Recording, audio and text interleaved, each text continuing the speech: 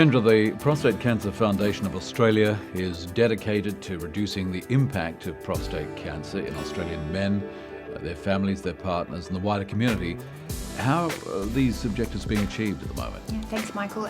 There's three areas that Prostate Cancer Foundation of Australia, or PCFA for short, works in. We work in the area of research, we work in the area of awareness and education, and we work in the area of support. Alan, you're a Men's Health Ambassador for the Prostate Cancer Foundation of Australia. Tell us how that came about. Well, I'd seen an advertisement in the papers some time ago, and because I was already involved with the Department of Veterans Affairs as a men's health educator, I just saw this as another step, and getting that information to take into talks with ex-service organisations, even though we did have information, might give it a bit more impetus, a bit more information, and also because of my own experience, at that time I was on what's called active surveillance or watchful management. I've been doing that since 2000. I have a yearly visit with my urologist, and every 6 months I'm doing a blood test to check my PSA, which is the prostate specific antigen. So that was done mid-January, and that was done in Epworth, and went back and saw him a week later and basically said the cancer's back. And I said, well, I'm surprised. And he goes, well, I'm not, because the gland was firm, which can be an indication there's changes going on, but it doesn't have to mean you've got cancer. The gland had been firm years ago, but it was okay.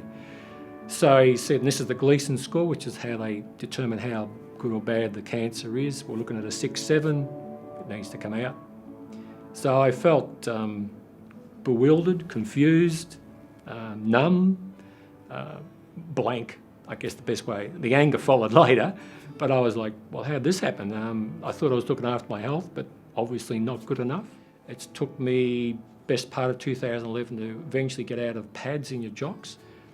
For me, that was a hard one to come to grips with, because you're just draining. You have no control, because when they remove the prostate, the sphincter they take out is the involuntary one. You've got to retrain through your pelvic floor muscles, the voluntary one. That's the difficulty. And again, all the exercises don't work for the men. So just sitting there and all of a sudden discovering you're leaking into a pad, it's not I feel like an 80-year-old. I'm thinking, I'm 60 or whatever, I was 61 or 60. I don't want to be here. And it's emotionally draining for me. I think that was an even bigger impact, because there are other ways of dealing with the sexual side. One of the most celebrated cases of prostate cancer in Australia, of course, was that of the late broadcaster Michael Schillberger. He went public one day to say, in fact, that it had been a PSA test that had saved his life. Ultimately, of course, that turned out not to be the case. Tell us about a PSA test. What actually is it? So a PSA test is a blood test. It picks up a specific antigen which is targeted towards prostate cancer. It doesn't necessarily mean that you've got prostate cancer. It could be a number of other things, but generally speaking, if the PSA is elevated, it could mean that there is prostate cancer there. Still an awful lot of controversy surrounding the PSA test, isn't there? I mean, somebody who goes in, has a PSA test, shows that they have a very high reading, doesn't necessarily mean they've got prostate cancer. But on the other hand, somebody who has a low PSA reading might think, well, I'm okay, I'm in the clear, but that may not be the case. You're both correct, yes. And there is a lot of controversy with certain organisations, and this is just my own point of view, not PCFA, who don't support PSA testing for all sorts of reasons. But I take the view that the more knowledge you have about your health and well-being, the better able to make a decision. So I say to men, it's looking after your health. So every 12 months, you need to develop a relationship with a good doctor. You get blood, glucose, cholesterol, get your weight checked out, energy in, energy out. You can't keep eating unless you're putting that energy out. And once you hit 40, if there's some evidence in your family, just get your PSA checked every year. That way, you've got record of what's going on, your doctor's got record. You talked earlier about the myriad of emotions that one goes through on being diagnosed with prostate cancer. How, if I may ask, has this affected your marital relationship, your family relationships, and how has your role as a men's health ambassador enabled you to better explain those emotions to other people? There's two answers. I've spoken to it personally at groups, and I've spoken about in the book I've been writing about my experiences. So this is two sides to it, and my wife has put a chapter in. So it means a male won't be able to have sex when he wants it anymore. So I think for a male that means certainly for myself, it really wounds the psyche. It does. You have to reinvent yourself practically. And for the relationship, depending where it's at, of course, when a man's diagnosed, I've heard and read some women go, this is, thank God, I don't have to worry about sex anymore, which says a lot about the relationship.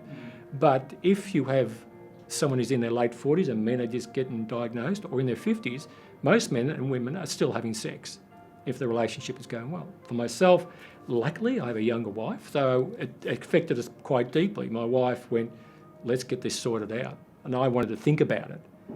But as I said earlier, that it could have gone walkabout and made things worse. So now we've had to re-look at how we become intimate. And I can say that luckily for me, my wife's been very encouraging and very supportive in that area to allow us to both enjoy that intimacy still. Are you finding your work as a men's health ambassador personally therapeutic? It is, because I have to get up and say, this is where I'm at. But I don't believe in glossing it over, looking at it through rose-coloured glasses. I gave a talk probably a year and a half ago to over 180 Rotarians, and I had 5 minutes to talk about prostate cancer. So I briefly spoke about how many men are affected, how many die, possible treatments, and then I just talked about where I was at, the things I'd had led up to having prostate cancer, and I pulled out my pads or my pull-up briefs, which look like a 2-year-old walking around in these pull-up briefs. They're heavy duty. I said, this is what I've worn. Now I'm wearing these pads and the jocks, so they get to know what's going to happen. And then I pulled up the Viagra, say, this may work for you, little blue pill, quite expensive. And then I pulled out the little hypodermic needle, say, this is what you have to use to have sex. So you may want to consider looking after your health and well-being a bit better, and then you have to look at your relationship. So I was right out there on the edge talking about that, but because I've spoken about it a couple of times now, I did probably find it quite therapeutic, because blokes would come and go, oh my God, how do you do that? I said, well, if you want to have sex, you just got to do it. You've got to keep the woman happy.